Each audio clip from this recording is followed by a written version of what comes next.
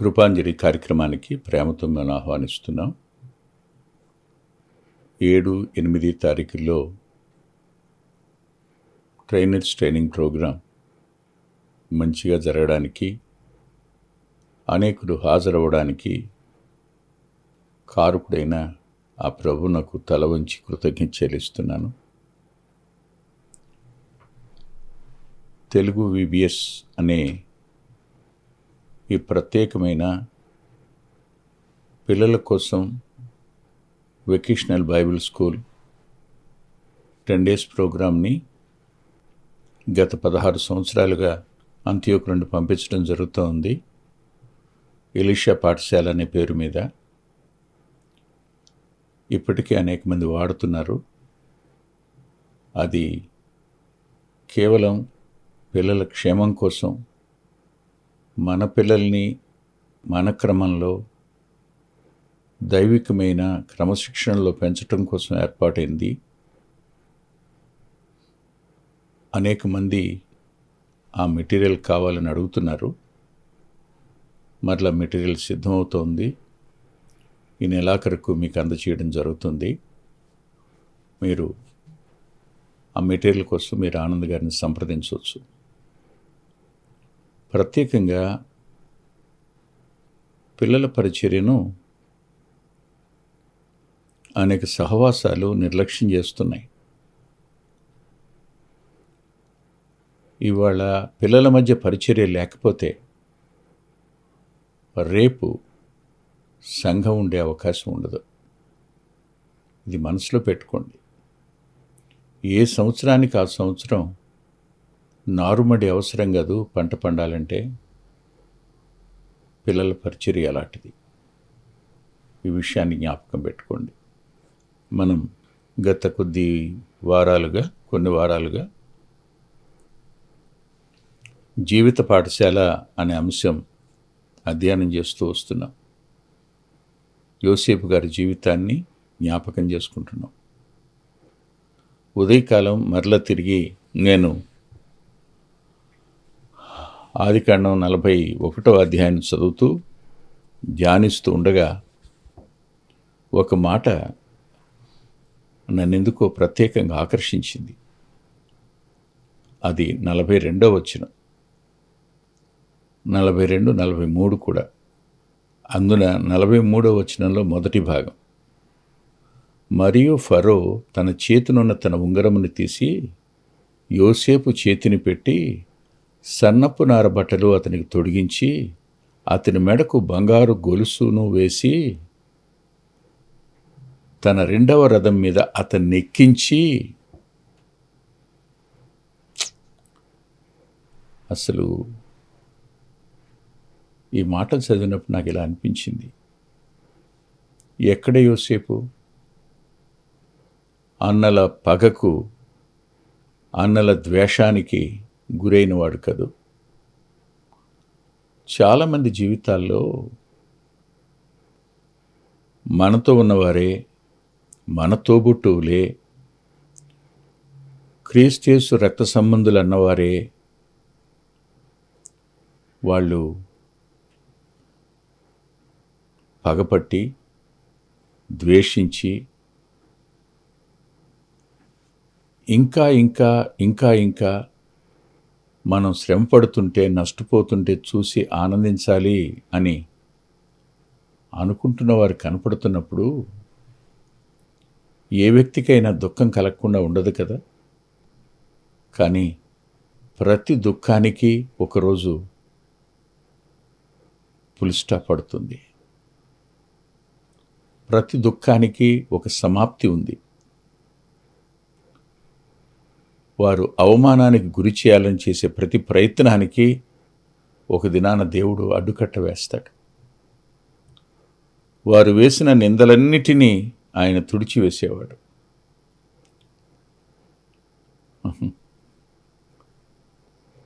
మంచి బట్టలు కట్టారు చెరసాల్లోంచి బయటకు వచ్చినప్పుడు 41:11. కానీ 41-42లో మంచి బట్టలు కాదు, సన్నపు నార బట్టలు కట్టారని రాశాడు. హెచ్చించేవాడు దేవుడు. హెచ్చించేవాడు దేవుడు. ఈ దినాన్న ఎవరినైనా కదపండి, వారున్న పరిస్థితుల్లో వారు పొందుతున్న అవమానం, వారు పొందుతున్న బాధ, నేను ప్రతీకారం తీర్చుకోవాలి అనుకునే వారిని గురించి మాట్లాడడం లేదు. ఎత్తుకు పై ఎత్తులేసేవారిని గురించి నేను మాట్లాడడం లేదు. పగబట్టి ప్రచారం చేసేవారిని గురించి నేను మాట్లాడడం లేదు. మౌనం వహించేవారు, భరించేవారు,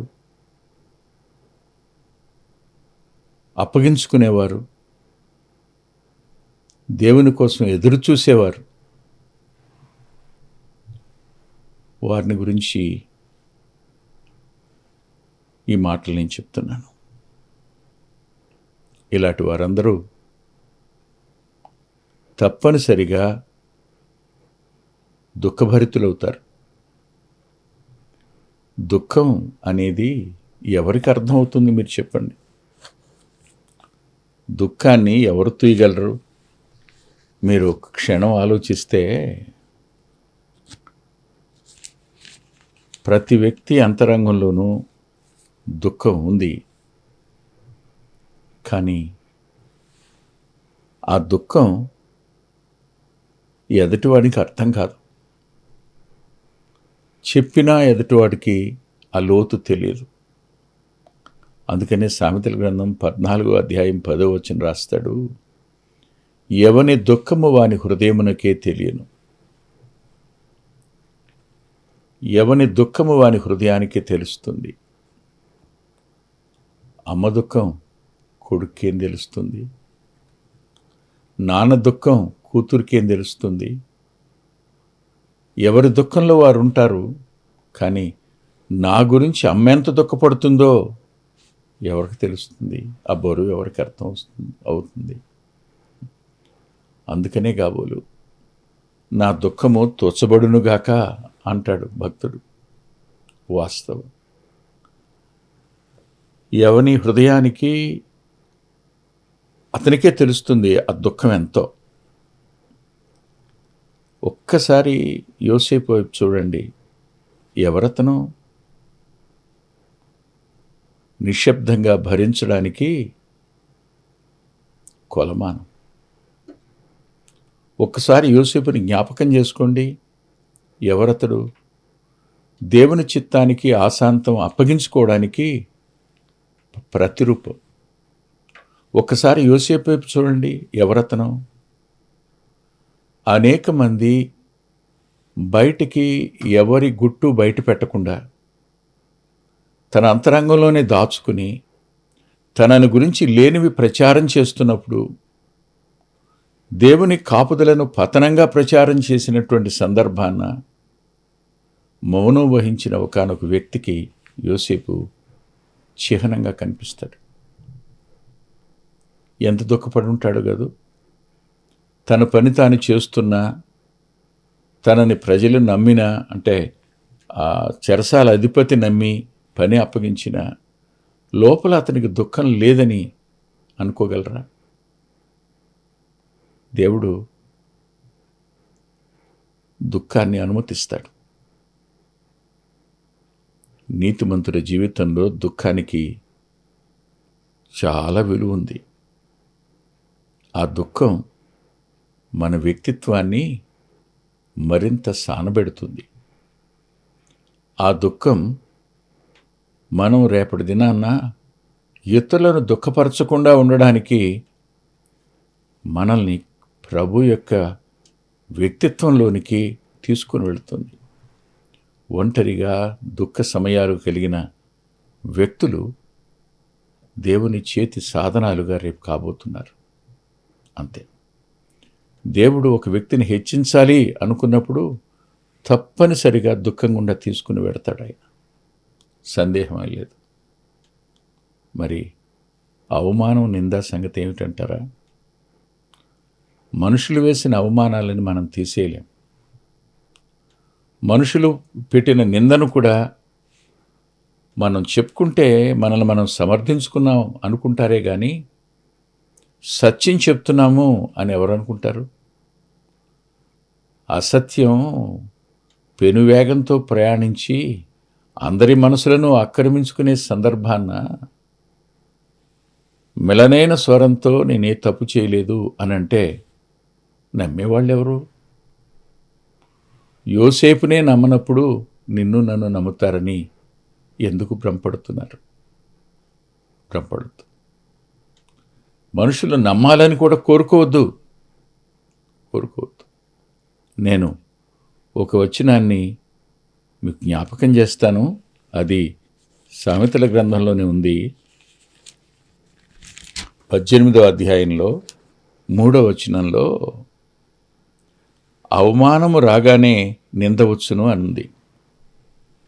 దానికి పైన ఒక మాట అన్నాడు, భక్తిహీనుడు రాగానే తిరస్కారం వచ్చును అని. చాలామంది భక్తి కలవారంగా కనపడుతూ భక్తిహీనులుగా ఉంటారు. భక్తి, భక్తిహీనత అనే 2 పదాలు. ఈ 2 పదాలు చిన్నవి కాదు, చాలా పెద్దవి. భక్తి అనే పదానికి అర్థం ఏమిటంటే నువ్వు ఆరాధించే వ్యక్తిలాగా బ్రతికే ప్రయత్నం, మాట కానీ, ప్రవర్తన కానీ, సంబంధాలు కానీ, అవి ఏవైనా ఆలోచనలు కానీ, ఇవన్నీ నువ్వు ఆరాధించే ప్రభు వంటివి అయితే నువ్వు భక్తి గలవాడివి. అందులో నుంచి నువ్వు జారిపోతే భక్తిహీనుడివి. కొంతమంది గోధుమలాగానే కనిపిస్తారు, కానీ కాకపోవచ్చు. కొంతమంది మంచి చేపల్లాగానే కనపడతారు, కాకపోవచ్చు.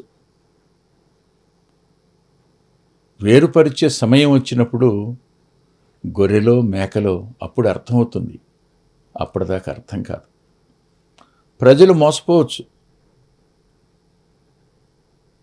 పోతీఫర్ మోసపోలేదా? ఇంట్లో వాళ్ళందరూ మోసపోయి ఉంటారు కదా. చెరసాలలో వేసే పరిస్థితి వచ్చింది అంటే అందరూ నమ్మారని అర్థమే కదా. ఎవరున్నారు? ఎవరు పట్టించుకుంటారు? యోసేపు పక్షంగా ఎవరు నిలబడతారు? ఎవరు నిలబడరు. ఎవరికేమొస్తారు? భక్తిహీనత ఉంది అక్కడ. తిరస్కారం ఉంది ఆమె మనసులో, ఇతడు కాదన్నాడని. అప్పుడు అవమానం వచ్చింది. అవమానం రాగానే నింద కూడా వచ్చేసింది. పై వస్త్రం లాక్కోవడం దగ్గరే అవమానం, అది నిందగా మారింది. ఇప్పుడు దుఃఖాన్ని, అవమానాన్ని, నిందని భరిస్తూ మౌనంగా కొనసాగడానికి ఒక వ్యక్తికి ఎంత బలం కావాలో. కానీ భవిష్యత్తు వైపు చూడండి ఒకసారి. యోసేపు జీవితాన్ని ఒకసారి జ్ఞాపకం చేసుకోండి. చాలినంతటి ధైర్యం మన అంతరంగాలకు లభిస్తుంది. ఊహించనంతటి నిరీక్షణ మన హృదయాలను బలపరుస్తుంది, లేవనెత్తుతుంది. మర్చిపోవద్దు. దేవుడు ఎంతైనా నమ్మదగినవాడు. సరిగ్గా ఇప్పుడు వెలుపలికి వచ్చాడు యోసేపు. ఎవరి అవసరత కోసం? కేవలం పరిపాలిస్తున్న రాజు అవసరత కోసం కాదు, ప్రజల అవసరత కోసం మాత్రమే కాదు, తన కుటుంబం యొక్క అవసరత కోసం మాత్రమే కాదు, ప్రపంచం యొక్క అవసరత కోసం వెలుపలికి వచ్చాడు. అంటే నీ ఎడల, నా ఎడల దేవునికున్న ప్రణాళిక ఎంత గొప్పదో అది ప్రస్తుతానికి మన ఊహకు అందటంలా. దుఃఖంలో ఉన్నాం, అవమానంలో ఉన్నాం, నిందలో ఉన్నాం, గాయాలు సలుపు పెడుతున్నాయి, కార్యం జరగడం ఆలస్యం అవుతూ వస్తుంది. ఈ కారణం చేత మరింత దుఃఖానికి లోనైపోయే ప్రమాదం ఉంది. ఒకానొక దినాన్న వెలుపలికి తేబడ్డాం, మంచి బట్టలు ధరింప చేయడం. అక్కడి నుంచి ఫరో దగ్గరికి రాగానే ఫరోకు జవాబు చెప్పగా అతడు సన్నపునారు వస్త్రాలు ధరింప చేయడం, తన ఉంగరాన్ని అతని చేతికి పెట్టడం, తన మెడలో ఉన్నటువంటి బంగారు గొలుసును అతనికి వేయడం, రెండవ రథం మీద అతన్ని ఎక్కించడం. ఎక్కించెను అన్న పదానికి మంత్రినో సేనాధిపతినో పంపి కాదు, తనకు తానుగా వచ్చి ఒక కొడుకు చేయి పట్టుకుని రథం మీదకి ఎక్కించినట్టుగా ఫరో యోసేపుని రెండవ రథం మీదకి ఎక్కించాడు. ఎక్కించటం మాత్రమే కాదండి, ఏం చేశాడో చూడండి. 44వ వచనం చదివితే, ఫరోను నేనే అయినను నీ సెలవు లేక ఐగుప్తు దేశమంతటను ఏ మనుష్యుడును తన చేతినైనను కాలినైనను ఎత్తకూడదు అని చెప్పాను. ఈ మాట కిరీటం నాదే కానీ అధికారం యావత్తు నీదే. నీ నిర్ణయమే, నా నిర్ణయం కాదు. నీవు తీసుకునే చర్యలే, నేను కాదు. నీ ఇష్టం. ఐగుప్తుని, నా కుటుంబం మొత్తాన్ని నీ చేతులకు అప్పగిస్తున్నాను.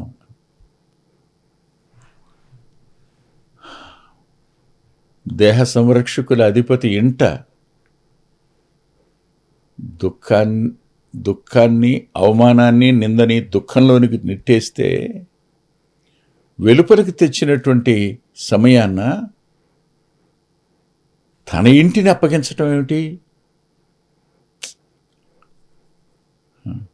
40వ వచనం అంటాడు, నీవు నా ఇంటికి అధికారం ఉండవలని అన్నాడు. తన ఇంటిని అప్పగించడం ఏంటి? కొంచెములో నమ్మకంగా ఉండేవాడికి నమ్మకంగా ఉంటాడని దేవుడు అప్పగిస్తాడు. ఇహలోక సంబంధమైన ధనం దగ్గర నమ్మకంగా ఉన్నవాడిని దేవుడు పరసంబంధమైన ధనానికి కూడా అతని చేతికి అప్పగించి దానికి కూడా అతని హక్కుదారుడు చేస్తాడు. ఈ విషయాలు ప్రస్తుతానికి అర్థం కావు గనక దుఃఖంలో, అవమానంలో, నిందలో ఉండిపోయి వేదన గుండా ప్రయాణం చేస్తుంటాం. కానీ ఒక వచనాన్ని మీకు చూపిస్తాను నేను. అది 75వ కీర్తనలో రాసున్న మాట చూడండి. అదేమిటంటే 4, 5, 6 వచనాలు. అహంకారులై ఉండకుడని అహంకారులకు నేను ఆజ్ఞ ఇచ్చుచున్నాను. కొమ్ము ఎత్తకుడి, ఎత్తుగా కొమ్ము ఎత్తకుడి. పొగరు పట్టిన మాటలాడకుడి అని భక్తిహీనులకు నేను ఆజ్ఞ ఇచ్చుచున్నాను. అప్పుడంటాడు, తూర్పు నుండి అయినను, పడమర నుండి అయినను, అరణ్యము నుండి అయినను హెచ్చు కలగదు. కిందంటాడు, దేవుడే తీర్పు తీర్చువాడు. ఆయన ఒకరిని తగ్గించును, ఒకరిని హెచ్చించును. ప్రభు తానే అహంకారులై ఉండి అహంకారంతో మాట్లాడి, పొగరుబట్టిన మాటలు మాట్లాడి, భక్తిహీనులై ఉండి నీతిమంతుణ్ణి నిందల పాలు చేసి, నీతిగలవాణ్ణి, న్యాయంగా బతికిన వాణ్ణి, దేవుని భయం కలిగి పాపం చేయకుండా నిరాకరించిన వాణ్ణి నేరస్తునిగా నిలబెట్టి దుఃఖం అనే జైల్లోకి నెట్టేసి, నింద అనే బంధకాల్లోనికి నెట్టేసి, అవమానం అనే సంఖ్యలను బిగించిన దేవుడు చూస్తూ ఊరుకోడని జ్ఞాపకం పెట్టుకోండి. ఒకరిని హెచ్చించేవాడు ఆయనే, ఒకరిని ఘనపరిచేవాడు ఆయనే. అందుకే అంటాడు చూడండి, కన్నీరు వస్తుంది 10వ వచనం చదువుతుంటే, భక్తిహీనుల కొమ్ములన్నిటినీ నేను విరగొట్టేదను, నీతిమంతుల కొమ్ములు హెచ్చించబడు. దేవుడే ఒక దినాన్న తప్పనిసరిగా హెచ్చిస్తాడు. ఆయనే నీ చేయి పట్టుకొని నిన్ను పైకెత్తేవాడు. ఆయనే నీ దుఃఖ వస్త్రాన్ని తీసివేసి ఉల్లాస వస్త్రాన్ని కలుగు చేసేవాడు, ఇచ్చేవాడు ఆయనే. అందుకనే ఒక మాట యెషయా గ్రంథంలో రాస్తాడు. యెషయా గ్రంథంలో 35వ అధ్యాయం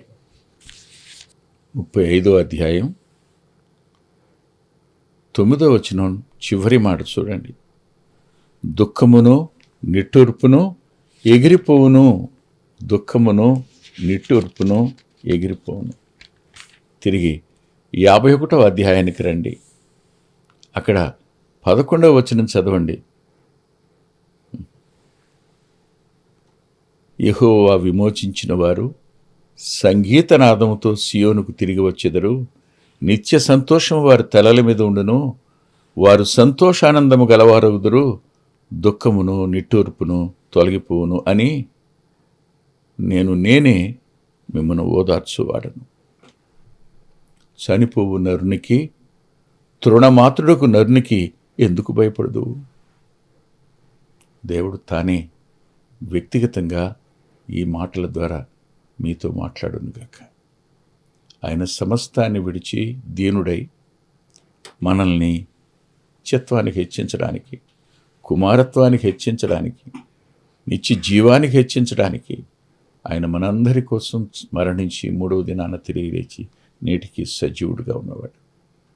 శాశ్వతమైన దుఃఖం నిత్య నరకమైతే దాని నుండి కూడా కాపాడేవాడు ఆయన మీద పూర్ణంగా అనుకోండి.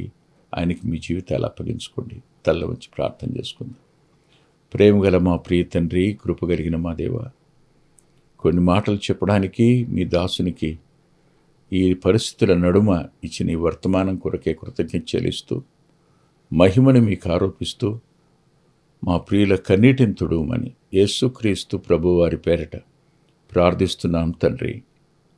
ఆమేన్. ప్రభుచిత్తమైతే వచ్చే వారం కలుసుకుందాం. అద్భుతమైన పుస్తకాలు అందుబాటులో ఉన్నాయి. అందులో అంత్యోక్ మినిస్ట్రీస్ నుంచి ప్రచురితమైన మీ ఆత్మీయ క్షేమానికి మేలు కలుగు చేసే పుస్తకాలు, మీ ఆత్మలను దేవుని కొరకై ఉజ్జీవింపచేసే పుస్తకాలు, ప్రభువులాగా జీవించడానికి ప్రేరేపించే పుస్తకాలను దైవాత్మ సహాయంతో రాయటం జరిగింది. పిల్లల కొరకై చిత్రీకరించబడిన 5 DVDలు అందుబాటులో ఉన్నాయి. ప్రతి DVD పిల్లలను దేవుని కొరకు ఎంతగానో విశ్వాసాన్ని పెంపొందింపజేసేవిగాను, ఆసక్తిని కలిగించేవిగాను, ఆత్మలో ప్రభువుని హత్తుకునేట్టు చేసేవిగాను ఉన్నాయి. ఈ మధ్యన వెలువడినటువంటి ఆ DVD సాధనం, అది మీ పిల్లలకు ఎంతైనా మేలు చేస్తుంది. ఆ పాటలను మీరు చూస్తున్నారు.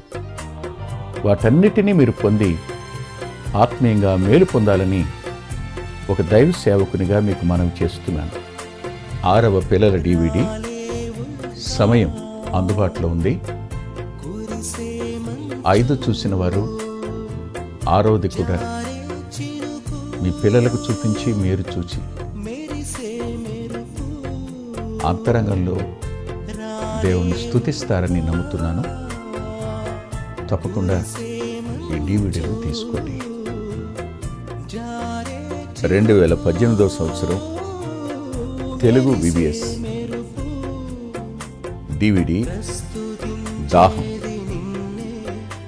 పిల్లల ఆత్మీయ క్షేమం కోసం 10 పాటలతో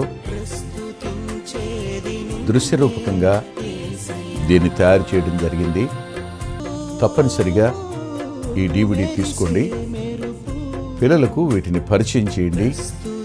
ఈ పాటలు మీ పిల్లలకు నేర్పండి. మీ సండే స్కూల్లో ఈ పాటలు నేర్పడం మర్చిపోకండి. నూతనంగా వచ్చిన పిల్లల DVD ఐక్యత అనే టైటిల్ పెడదామనుకున్నాం, కానీ కలిసి ఉందాం అనేటువంటి టైటిల్ని పెట్టడం జరిగింది. కలిసి ఉందాం, అది పిల్లలకు ఎంతో ప్రయోజనకరమైన DVD. దానిని మీరు పొంది మీ పిల్లల ఆత్మీయ క్షేమాన్ని ఖచ్చితంగా చూస్తారని నేను నమ్ముతున్నాను. ఆ DVDని మీరు సంప్రదించి పొందవచ్చు. సాధు సాల్మన్ గారి జీవితం ఆయన గోదావరి నది దగ్గర ఒక ఆశ్రమాన్ని స్థాపించి అనేక మందిని ప్రభువులోకి నడిపినవారు, అనేక మంది జీవితాలను ఆయన ప్రోత్సహించినవారు. ఎంతో ప్రోత్సాహకరమైన ఈ జీవితాన్ని చదివి మీరు తప్పకుండా ఆత్మీయమైన మేలు పొందుతారు. ఎంతో దిద్దుబాటు ఈ పుస్తకం మూలకంగా జరుగుతుంది. తప్పకుండా చదవండి. గత 30 సంవత్సరాలుగా, ఇది 31వ సంవత్సరం, క్రీస్తు సువార్త పత్రిక అనేక మంది ఆత్మీయ ఆకలిని తీరుస్తున్నటువంటి మాసపత్రిక. ఈ పత్రికను మీరు పొంది మీ ఆత్మీయ జీవితాలకు మేలు కలుగు చేసుకుంటారని హృదయపూర్వకంగా మీకు సిఫార్సు చేస్తున్నాను. గత 2 సంవత్సరాలుగా పిల్లల ఆత్మీయ క్షేమం కోసం సచిత్ర ద్విమాస పత్రిక నెలవంక వెలువడుతోంది. అనేక మంది పిల్లలు ఆత్మీయంగా మేము మేలు పొందామని వారి ఉత్తరాల ద్వారాను వ్యక్తిగతంగా కలుసుకున్నప్పుడు సాక్ష్యం చెబుతున్నారు. మీరు కూడా మీ పిల్లల కోసం నెలవంక పత్రికను మీరు పొందొచ్చు. అందుకొరకై ఈ క్రింద ఇవ్వబడినటువంటి ఫోన్ నెంబర్ని మీరు సంప్రదించండి.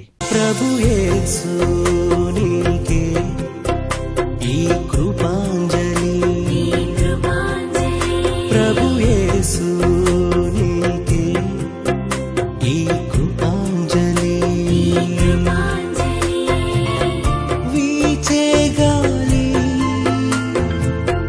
కూసే పక్షి, ఊగే కుంభ, వెలిగే తారా, సన్నుతించేది నిన్నే. మా చిరునామా కృపాంజలి, బ్రదర్ పిల్లా వెంకటరత్నం, రామచంద్రపురం రోడ్, గుడివాడ, కృష్ణా జిల్లా, Andhra Pradesh. Our address: Krupanjali, brother Pilla Venkataratnam, Ramachandrapuram road, Gudivada, Krishna district, Andhra Pradesh. Phone number 9490504299